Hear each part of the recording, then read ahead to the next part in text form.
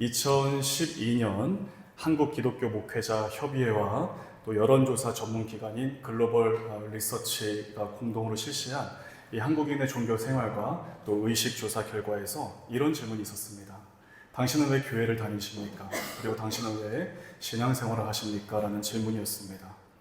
이 질문에 대해 이제 기독교인들은 약 39%가 마음의 평안을 얻기 위해서라고 대답을 했고, 그리고 32%는 구원과 영생을 위해서, 또 그 외에 19%는 건강과 재물, 성공 등 축복을 받기 위해서라고 대답하면서 나머지는 이제 가족의 권유나 또 신자들과 함께 교제를 나누기 위해서 그렇게 교회를 다닌다라고 답을 했다고 합니다.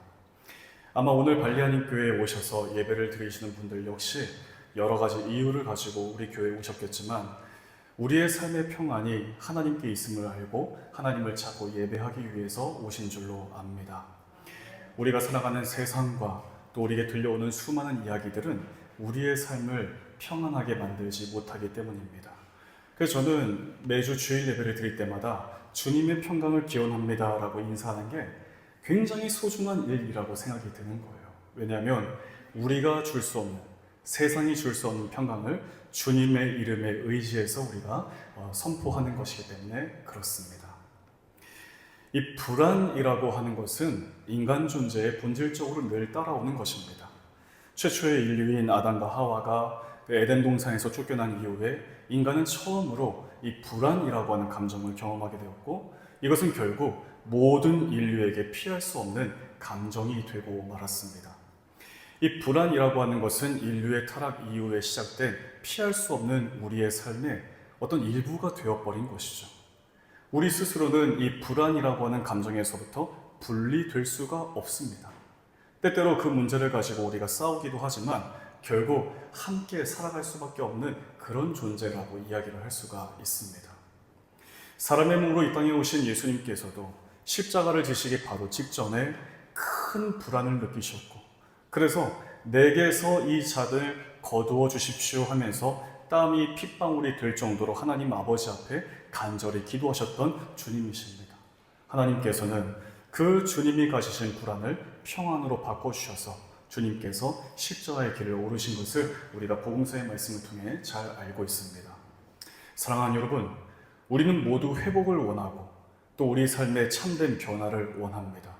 겉모습의 변화, 눈에 보이는 회복을 원하지만 사실 우리 모두는 우리의 근원적인 모습에서부터 변화되고 회복되기를 원한다라는 사실이죠. 우리 교회는 지난 4주 전부터 주일 예배 때 에스라서 말씀을 강해하면서 회복을 주제로 계속 말씀을 우리가 함께 나누고 있습니다. 결국 하나님께서 이 에스라서를 통해서 우리에게 주시고자 하는 그 회복의 말씀은 하나님과 관계의 회복입니다. 하나님의 말씀으로의 회복이라고 이야기할 수 있는 것입니다. 하나의 신정 국가로 통치되었던 이 이스라엘이 북이스라엘과 남유다로 분열되고 그 두 나라가 각각 아수르와 바벨론에 의해서 멸망당한 주된 이유가 스스로 하나님을 떠나 하나님과의 관계를 끊어버린 것이죠. 하나님을 떠나 우상 앞에 절을 하고 하나님의 말씀을 떠나 살았기 때문이었습니다. 수많은 선지자들을 보내셔서 하나님께로 돌아오라고 말씀하셨지만 끝끝내 그 말씀을 무시하고 듣지 않았던 이 이스라엘 민족에게 닥쳐진 현실은 나라의 멸망과 이방 땅의 포로로 끌려간 것이었습니다. 그렇게 이방 나라의 포로로 끌려가 바벨론 땅에서 살아온 지 그 세월이 벌써 70년이 훅 지나버리고 만 거예요. 이스라엘 백성 스스로에게도 회복에 대한 어떤 의지도 소망도 삶에 대한 기대나 미래에 대한 희망조차 없이 그저 시간이 흘러가는 대로, 세월이 흘러가는 대로 그렇게 살아갈 수밖에 없는 불행한 삶을 살았다는 것입니다. 70년 동안 이스라엘 백성에게는 자신들을 보호해 줄 것이라고 믿어왔던 예루살렘 성전이 붕괴되는 것을 경험했습니다. 다윗 왕조는 제20대 왕이 시드기야 왕을 마지막으로 완전히 몰락당하고 말았습니다. 다윗 왕의 후손들이 왕좌에 있고 예루살렘 성전이 견고하게 서 있으니 우리는 안전할 것이라고 하는 맹목적인 믿음으로 그렇게 안심하며 살아왔지만 오히려 그게 더 큰 영적인 자만에 빠지도록 해서 죄와 버타며 살아가도록 했다는 것입니다. 그런 이스라엘 백성을 향해 예레미야 선지자가 하나님의 엄중한 말씀을 선포하는 거예요. 너희는 이것이 여호와의 성전이라, 여호와의 성전이라, 여호와의 성전이라 하는 거짓말을 믿지 말라. 성전이 마치 하나님인 것처럼, 다윗 왕의 후손들이 하나님을 대신할 수 있는 것처럼, 그런 맹목적인 신앙에 사로잡힌 채 왕부터 백성들 모두가 죄와 벗하며 살아가는 그 모습을 보면서 하나님께서 예레미야 선지자를 통해 분명하게 말씀하신 것입니다. 성전이 너희들을 지켜주는 것 아니고 다윗 왕의 후손들이 너희들을 보호해주는 것 아니다. 하나님의 성전에서 하나님을 진정 주인 삼고 정직한 제사를 드려야 하는 것이다. 하나님의 대리 통치자인 다윗의 후손들이 매년 아비벌 때마다 자신들의 머리에 씌워진 그 왕관을 벗고 왕의 대관식을 거행하면서 이스라엘 백성 모든 공동체가 하나님이 이 나라의 진정한 왕이심을 고백할 때 하나님으로부터 보호와 평화가 임하는 것이다 라고 분명히 말했습니다. 실제로 이스라엘 나라는 매년 아비벌, 우리로 치면 연초라고 할 수 있습니다. 연초 때마다 모든 백성들이 함께 모이는 거예요. 거기에서 그 나라의 임금은 자신의 머리에 씌워져 있는 관을 내려놓고 하나님 앞에 왕의 대관식을 거행했습니다. 하나님이 이 나라의 왕이심을 고백하는 거예요. 그 자리에서 시편 47편의 말씀을 온 백성 공동체가 함께 낭독했습니다. 지존하신 여호와는 두려우시며 온 땅에 큰 왕이 되시리로다. 찬송하라, 하나님을 찬송하라, 찬송하라, 우리 왕을 찬송하라. 하나님은 온 땅의 왕이심이라 지혜시로 찬송할지어다. 하나님이 뭇백성을 다스리시며 하나님이 그의 거룩한 보좌에 앉으셨도다. 왕부터 모든 백성에게 이르기까지 하나님이 우리 왕이시며 하나님을 찬송하고 하나님이 이 나라와 온 백성을 다스리신다라고 고백하고 그 사실을 인정할 때 비로소 이스라엘 나라가 보호받고 안전할 수 있다는 사실을 이스라엘은 모르고 있지 않았다는 거예요. 그러나 끝끝내 하나님의 말씀을 듣지 않았던 이스라엘 백성은 이방 나라의 포로로 붙들려갔고 그들이 맹신했던 성전은 이방 사람들의 손에 의해서 파괴되었고 다윗 왕조는 완전히 몰락당하고 만 것입니다. 그렇게 살아온 세월이 70년이에요. 예루살렘 성전은 완전히 회파되었고 성전 없는 그 이방 땅에서 70년 동안이나 하나님 앞에 제사 드리는 것이 완전히 끊어져 버리고 말았습니다. 바벨론의 수많은 경비병들의 눈을 피해서 하루에 3번 예루살렘을 향해 그렇게 숨죽여 기도했지만 그것은 목숨을 내놓고서 해야 될 일이었습니다. 하나님의 율법에는 반드시 예루살렘 성전 그 뜰 안에 있는 제단 위에서 제사를 드리게 되어 있었기 때문에 자신들 마음대로 제사를 드릴 수도 없었습니다. 당시 황제 숭배 사상이 강력한 통치의 기반이 되었던 바벨론에서는 황제가 아닌 다른 신에게 절하는 것이 반역 행위가 되었기 때문에 큰 어려움을 겪을 수밖에 없었고 실제로 수많은 이스라엘 백성들이 순교의 자리에 설 수밖에 없었다는 것이죠. 그렇게 영적으로 매우 어둡고 혼탁한 세월을 70년이나 보냈지만 하나님께서는 여전히 그런 이스라엘 백성들과 함께 하셨고 하나님의 놀라우신 방법으로 이스라엘의 회복을 이끄셨습니다. 하나님께서는 이 바사 제국의 고레스 왕의 마음에 감동을 주셔서 그를 통해 이스라엘 백성들을 예루살렘으로 귀환하도록 명하셨을 뿐만 아니라 무너진 성전을 건축하라고까지 명하는 조서를 바사 제국 전역에 공포하도록 했습니다. 이 내용은 고대 중동 지역의 역사를 연구하는 학자들에 의하면 이 명령은 직접적으로 이스라엘에게 주어진 것이지만 실제로는 바사 제국이 정복한 수많은 크고 작은 민족들에게까지 포괄적으로 해당되는 것이다 라고 그렇게 이야기합니다. 그러니까 여러 민족들이 가지고 있는 종교, 그들의 문화, 그들의 전통을 존중해서 원래 땅으로 다 귀환하도록 그렇게 했다는 거예요. 그런데 중요한 것은 유독 이스라엘 백성들에게만 예루살렘으로 돌아가서 하늘의 하나님의 성전을 건축하라고 명했다는 것입니다. 실제로 학자들에 의하면 성전을 건축하라라는 이 명시적인 명령까지 내린 뒤에는 이스라엘 민족 외에는 성경이나 다른 역사적 기록, 특히 이 페르시아 제국, 바사 제국이죠. 이 페르시아 제국의 통치 이념을 보여주는 키루스 실린더에서조차도 찾아볼 수 없다라고 이야기합니다. 그러니까 예루살렘 성전 건축을 명한 것은 이스라엘 민족에게만 해당된 매우 이례적인 것이었다라고 말하고 있습니다. 그러니까 하나님은 정말 상상조차 하지 못할 놀라운 방법으로 이스라엘 백성들, 그 포로로 붙들려간 이스라엘 백성들 가운데 5만 명이 이제 이스라엘 땅으로 돌아왔고, 이들은 돌아온 지 7째 되던 그때에 예루살렘에 일제히 모여서 요셉의 이 모세의 율법을 따라 그 성전이 무너진 터 위에 제단을 세우고 거기에 하나님 앞에 번제사를 드렸던 것입니다. 그런데 우리가 이 부분에서 매우 궁금한 점이 있습니다. 과연 70년 동안 하나님 앞에 전혀 제사를 드릴 수 없었던 이 이스라엘 백성이 과연 어떻게 이 예루살렘에 다 돌아와서 하나님께 제사를 드릴 수 있었을까입니다. 오늘 우리가 여기에 초점을 맞추어서 우리가 말씀을 들을 때 우리에게 주시는 하나님의 음성을 듣고 그 말씀 붙들고 믿음에 결단하는 우리 모두가 되시기를 주님의 이름으로 축복합니다. 이 이스라엘과 예루살렘으로 돌아온 백성들의 숫자는 약 5만 명. 에스라서 2장 말씀 보게 되면 정확하게 49,897명으로 그렇게 기록되어 있습니다. 이 포로에서 돌아온 대부분의 백성들은 어떤 사람들이었을까요? 먼저 나이가 아주 많은 포로 1세대 백성들입니다. 이 사람들은 어린 시절에 그 어린아이의 눈으로 직접 나라의 멸망과 성전이 파괴되는 것을 직접 보았던 사람들입니다. 그리고 바벨론의 포로로 끌려갔다가 70년 세월이 지나고 나서 고령의 나이가 돼서 다시 예루살렘 땅을 밟게 된 거예요. 그런데 포로로 귀환한 그 5만 명의 백성들 가운데 대부분은 바벨론 포로 2세대 혹은 그 이후 세대 사람들이었습니다. 바벨론 땅에서 태어난 거예요. 그래서 그 땅에서 언어와 문화와 전통을 배우고 그곳에서 성장하며 지내온 세월이 70년입니다. 그래서 비교적 젊은 나이에 그들의 생애 처음으로 예루살렘 땅을 밟게 된 거예요.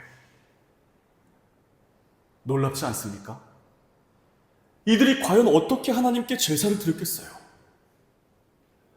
어린 시절에 나라가 멸망하는 것, 성전이 그 이방 사람들 손에 의해서 파괴되는 것을 지켜보았을 뿐입니다. 생애 대부분의 시간을 예루살렘이 아니라 바벨론 이방 땅에서 그 세월을 살아내었던 사람들입니다. 심지어 바벨론 땅에서 태어난 포로 2세대, 포로 3세대 백성들이 과연 어떻게 하나님 앞에 지금 제사를 드렸겠냐라는 거예요. 구약시대 때 이루어진 제사는 상당히 복잡하고 어려운 절차를 가지고 있습니다. 계속해서 예배를 드려왔다면 그것도 물론 굉장히 어려운 일이었을 텐데 70년 동안 성전도 없이 단 한 번도 하나님께 제사를 드려보지 못했던 그 사람들이 훨씬 더 많았을 텐데 과연 이들이 어떻게 하나님 앞에 제사를 드렸겠느냐는 거예요. 어떻게 제사 드렸겠습니까? 눈을 감지 마십시오. 신앙교육입니다. 신앙교육이에요. 나라가 망하고 성전이 파괴되고 이방 나라로 포로로 끌려간 백성들은 자신들의 잘못을 세월이 지나면 지날수록 크게 뉘우치며 하나님 앞에 회개했습니다.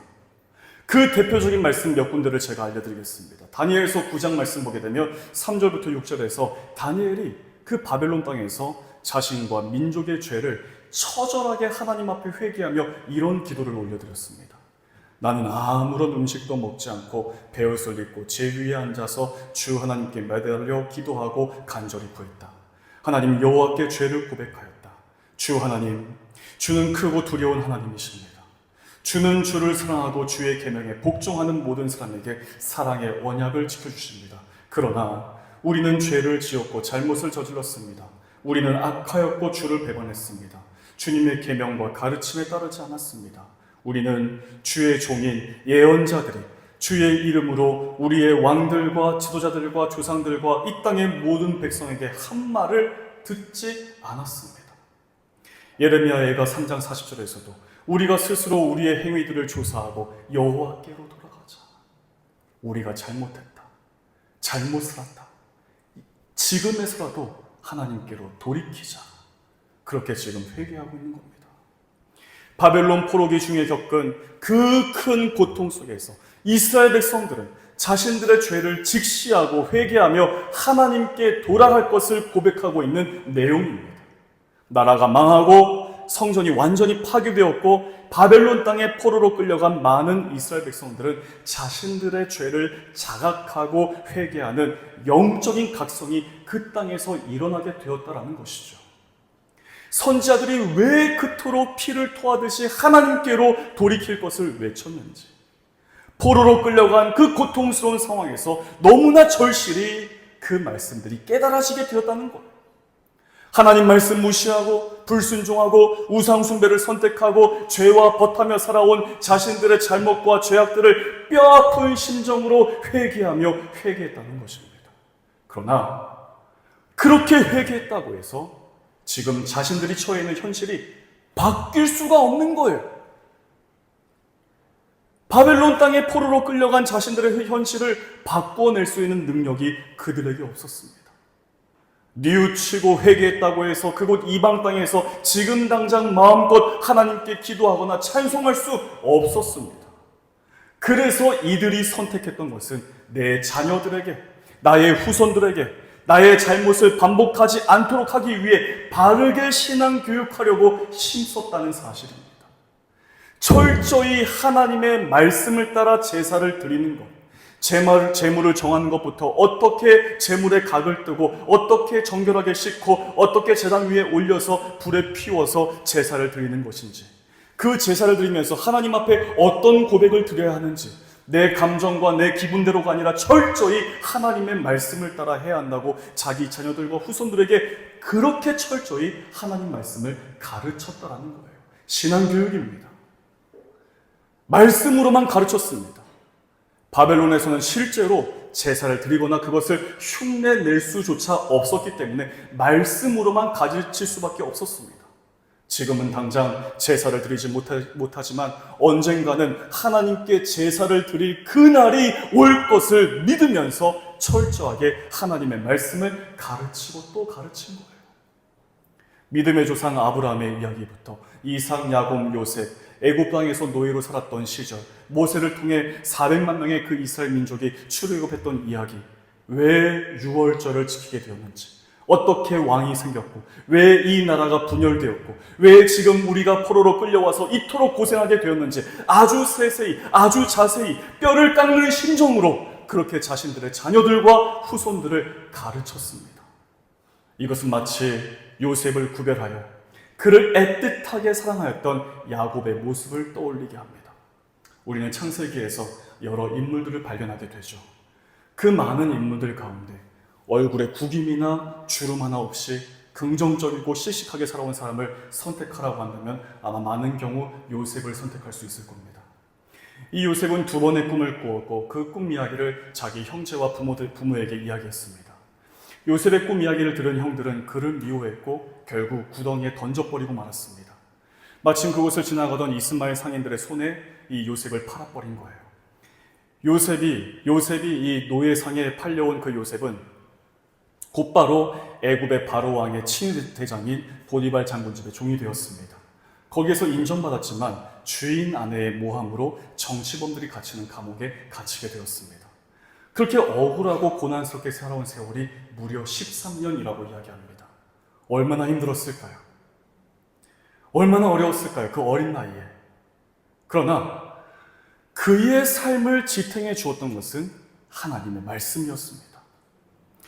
요셉의 아버지인 야곱은 레아에게서 태어난 10명의 아들들보다 라헬에게서 얻은 한 명의 아들 요셉을 더 귀하게 여겼습니다. 그래서 나머지 아들들은 어떻게 했습니까? 집에서 멀리 떨어진 세겜에 보내서 거기에서 양들을 치도록 그렇게 했습니다. 하지만 요셉은 집에 가까이 두고 그에게 채색 옷을 입혔습니다. 이 채색 옷은 여러 가지 색깔로 되어 있는 화려하고 긴 옷입니다. 그래서 그 옷을 입고 노동하거나 어떤 일하기에는 매우 불편한 옷이었습니다. 왜 야곱이 그렇게 많은 아들들이 있었음에도 불구하고 요셉에게만 채색옷을 입혔던 것일까요? 이 채색옷은 요셉이 야곱, 자신의 후계자, 아브라함으로부터 이어지는 족장 가문의 후계자라는 것을 상징하는 것이었습니다. 후계자에게는 좋은 옷을 입혀줄 뿐만 아니라 그 조상 대대로 이어져 오는 그 가문의 전통과 조상들의 이야기를 가르쳐야 했습니다. 그래야 야곱 이후에 요셉이 족장의 역할을 이어서 집안의 대소사를 감당할 수 있었기 때문입니다. 야곱은 조상들과 함께 하신 하나님 이야기를 요셉에게 가르쳤습니다. 우리 조상 아브라함 할아버지는 갈대아 우르라고 하는 우상 숭배의 땅에서 그는 우상 숭배를 하고 살았어. 그런데 하나님 그를 부르셔서 믿음의 길을 걷기 시작하게 하셨고 그의 삶의 어려움을 만날 때마다 하나님 도와주셨어. 그렇게 가르쳐 주었습니다. 우리 이삭 할아버지는 우물을 파며 살았지. 그런데 할아버지가 우물을 팔 때마다 블레셋 사람들이 찾아와서 그 우물을 빼앗아 버리는 거야.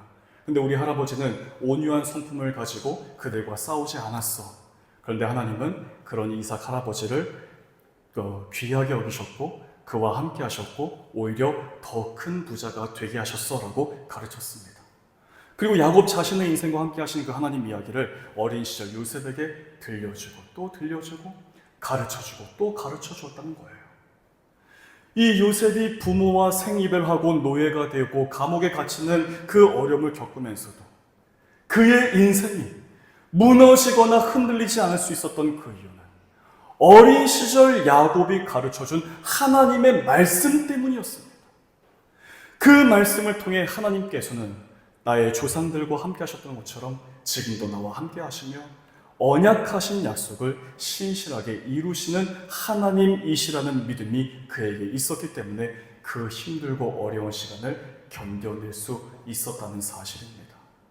그리고 총리가 된 이후에도 자신의 삶을 통해 하나님의 뜻을 이루는 삶을 살아갈 수 있었다는 사실이죠.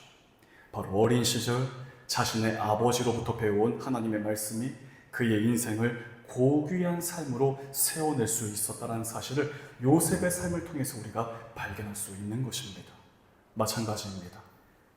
이방 나라에서 단 한 번도 제사를 드려본 적이 없던 포로에서 돌아온 이스라엘 백성들이 예루살렘 온 공동체가 함께 모여서 성전 건축을 시작하기 전에 번제를 드릴 수 있었던 그 이유는 그들의 조상들이 자신들의 잘못을 크게 뉘우치고 회개한 그 처절한 마음으로 가르쳐주고 들려준 하나님의 말씀, 그들의 부모들이 목숨을 걸면서까지 가르쳐준 하나님의 말씀 때문이었습니다. 에스라 3장 1절에서 말씀하는 일곱째 달은 이스라엘 종교력으로 티쉬리라고 이야기합니다. 오늘 우리의 달력으로는 9월과 10월에 해당되는 시기이죠.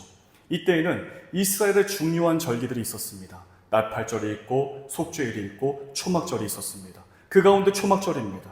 초막절은 그 일곱째 달 15일부터 22일까지 7일 동안 내내 하나님 앞에 제사를 드려야 했는데 상당히 복잡했습니다.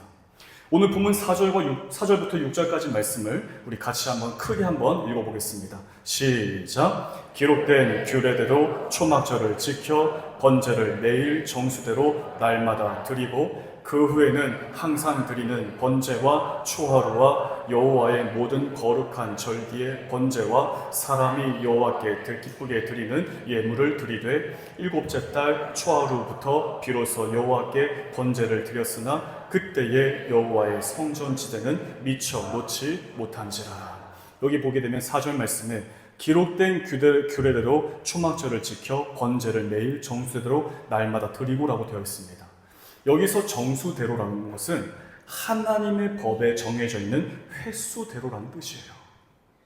민수기 29장 말씀 보게 되면 초막절 제사법에 대해서 이렇게 말씀합니다. 숫송아지 순양 1년 된 어린 순양을 제물로 드리라고 되어 있습니다.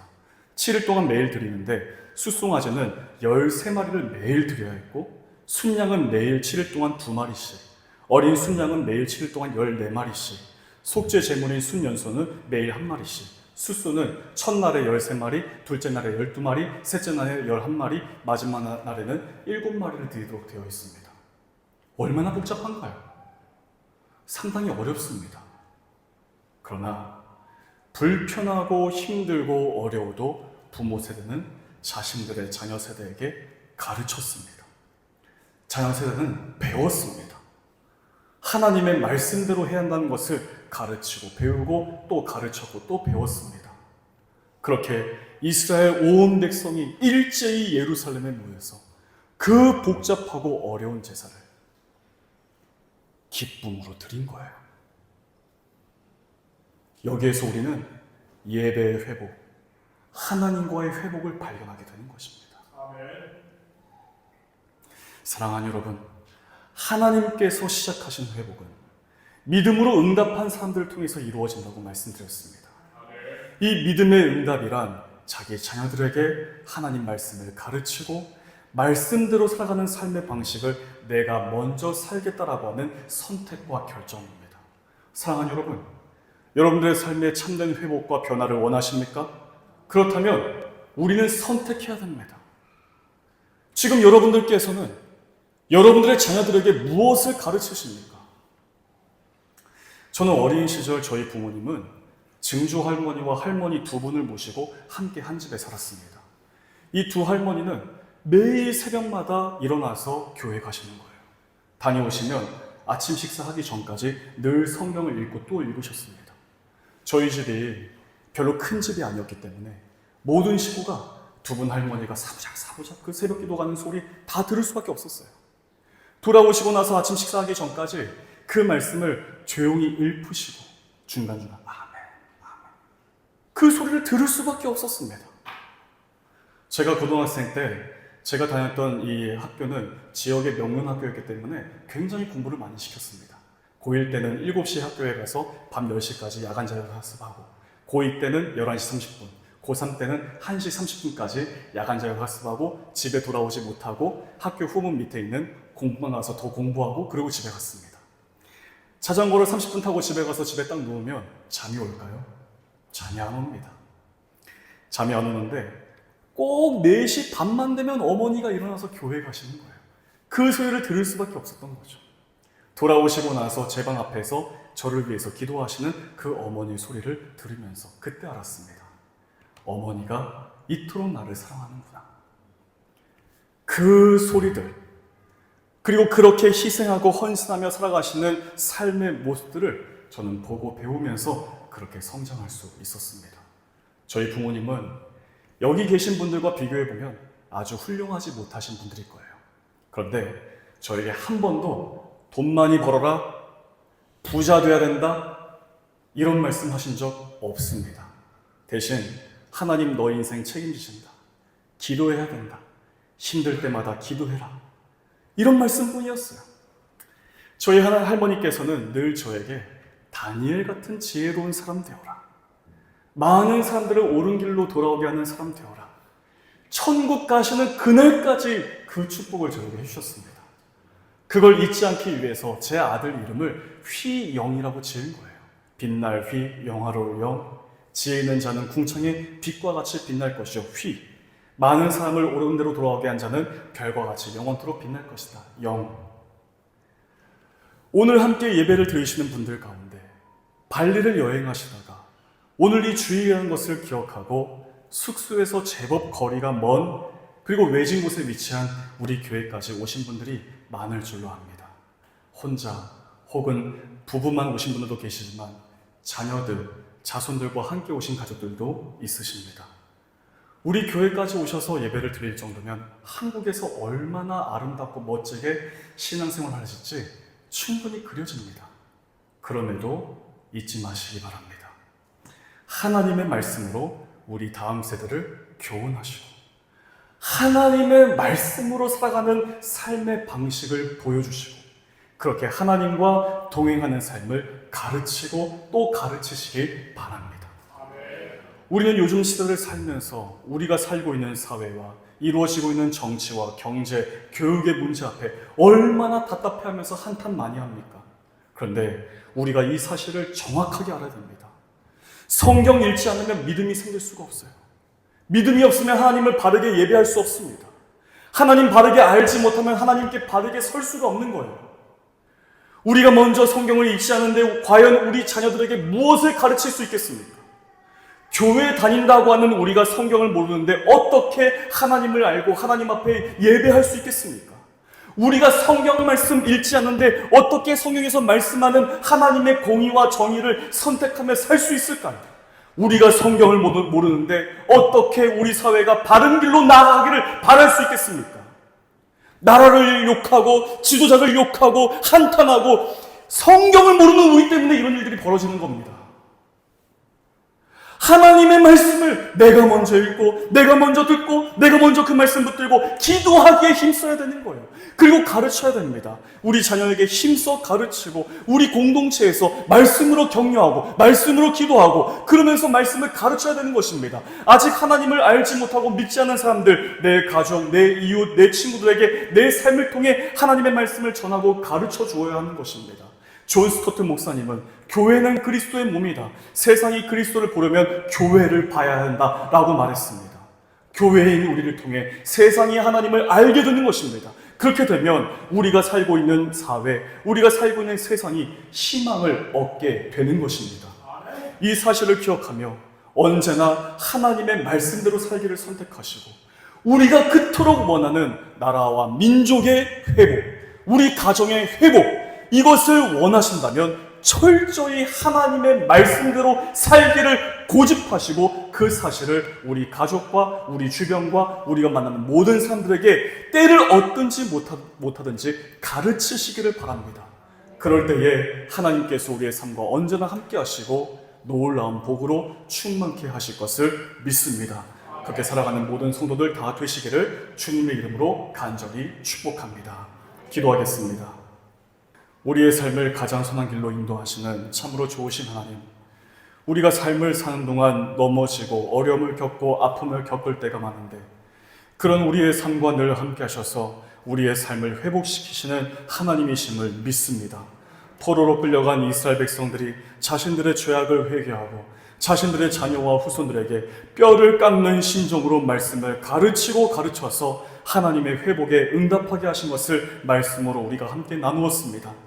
우리 또한 하나님의 말씀으로 사는 인생, 하나님의 말씀이 가르쳐주시는 삶의 방식을 고집하며 살게 하시고 그런 우리를 통해 우리 가정과 우리 자녀와 우리가 속해 있는 사회와 세상이 하나님을 알게 하여 주시옵소서. 모든 말씀 우리 주 예수 그리스도 이름으로 간절히 기도하옵나이다. 아멘.